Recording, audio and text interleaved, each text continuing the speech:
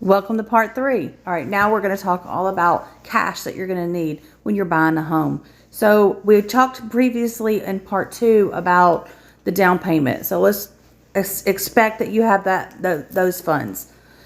The next thing you'll have is closing costs. What closing costs are the costs associated with a buyer buying a home. So there's a lot of different costs in that.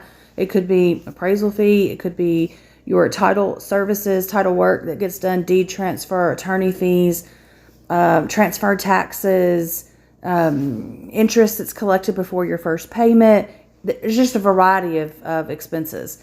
And that is typically estimated to be about 3% of the purchase price.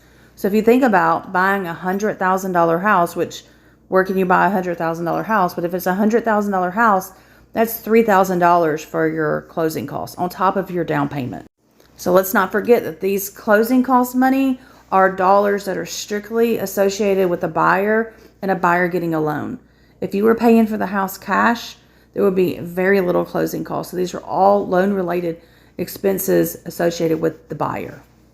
Some other money that you're going to need to have access to during the transaction is what we call trust money or earnest money. That is a deposit that could be refundable during the transaction in the event the transaction gets canceled for a reason that is contingent in the contract. You'll need to talk to your realtor more about that. But you'll have to put down a substantial amount of money. It could be anywhere from $500, $1,000, $2,000, $3,000, $4,000, $5,000 and up.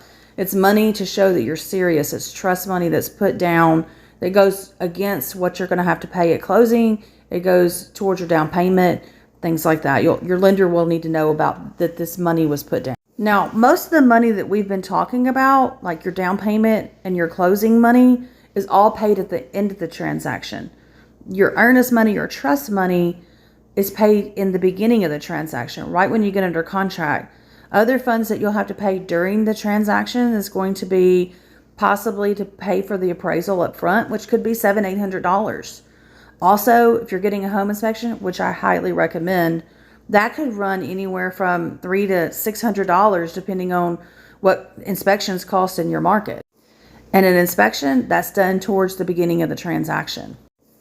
I have a little bit more to share with you about cash needed during the transaction, so jump on over to part 4.